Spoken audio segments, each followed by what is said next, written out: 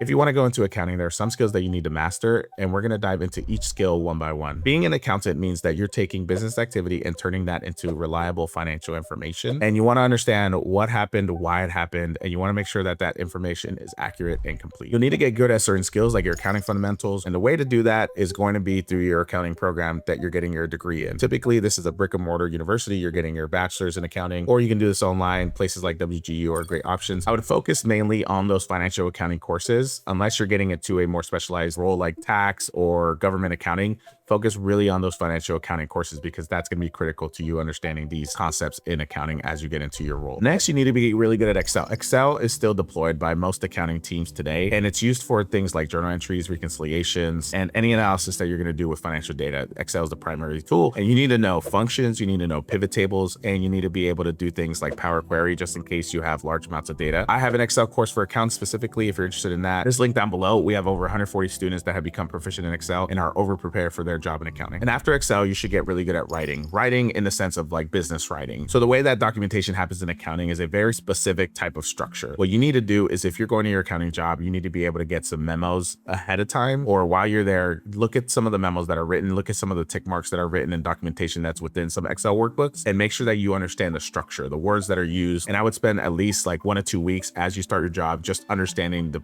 purely documentation, because writing clearly is going to take you a long way in your career. You should also learn systems and ERPs like QuickBooks, NetSuite, or Oracle. There are tons of documentation out there on how these systems are used. A lot of the times when you go into corporate accounting, you are in an ERP or an enterprise resource planning system. That's where all the accounting happens. So when we talk about journal entries, we create a journal entry and we upload it into our ERP or our general ledger. And so getting good at these systems will kind of give you that head start on what companies are looking for. Each company is different and they're going to use a different ERP. So one company could use a NetSuite, one company could be using QuickBooks, one company could be using Oracle, but I would spend at least 2 to 3 weeks understanding what an ERP is, what is a subledger, what is a general ledger, what is a trial balance, things like that that come out of reports from these ERPs, just so that you have a head start on what you're getting into. And a lot of the times when you're applying to these corporate accounting roles, they ask for specific system experience. So they will call out, I want somebody with 2 to 3 years of NetSuite experience. And this will give you the ability to get really good at the system prior to applying to those roles or going to the company that needs that. The next thing that I'm going to touch on is collecting and preparing data. So a lot of the times you're going to get raw financial data and you're going to have to convert that into a journal entry. You're going to have to convert that into a reconciliation. You need to get really good at working in data warehouses like Snowflake, Redshift, or any other data warehouse, and being able to take that and putting it into Excel and using things like what we talked about before, pivot tables, charts, things like that to synthesize the information that you're getting. Because a lot of the times you're asked to take that data and then summarize it for somebody to review. So the more that you can summarize and clean data and make it easily reviewable by a manager, the better, because it's going to make that process faster and a little bit easier for the people above you to understand what the work that you're doing. So the other thing that I'm going to touch on is professional judgment. You're going to have to get really good at spotting anomalies in the data that you're working in. So if you have a reconciliation and it pops out a difference, say that you're looking at the bank statement and you're looking at the cash in your ERP, and those two are different, you're going to have to figure out, okay, why is it different? Let me go investigate it. Let me go figure it out. Or if it's small enough, being able to make the call and be like, okay, it's small enough, I'm not going to worry about it. So there's a lot of times where you have to do this, kind of take a step back and analyze the data, see if there's any like patterns that you're recognizing in the data that might look a little weird. So that professional judgment comes into play a lot. And also when you're thinking about going into audit, there's a lot of times where there's problems that you should dive into, and there's some problems that maybe are too small, and you got to get good at being able to decipher what's a big enough problem to dive into and what's a small enough problem to kind of push to the side. And for some extra credit, yes, you need to get good at AI. AI is coming. If you're going to learn AI, learn how to create skills, learn how to create artifacts, learn how to work in HTMLs. Those things are going to take you a long way right now with what you can do in AI. You're going to have to collect data. You're going to have to clean data, whether it's with Excel or whether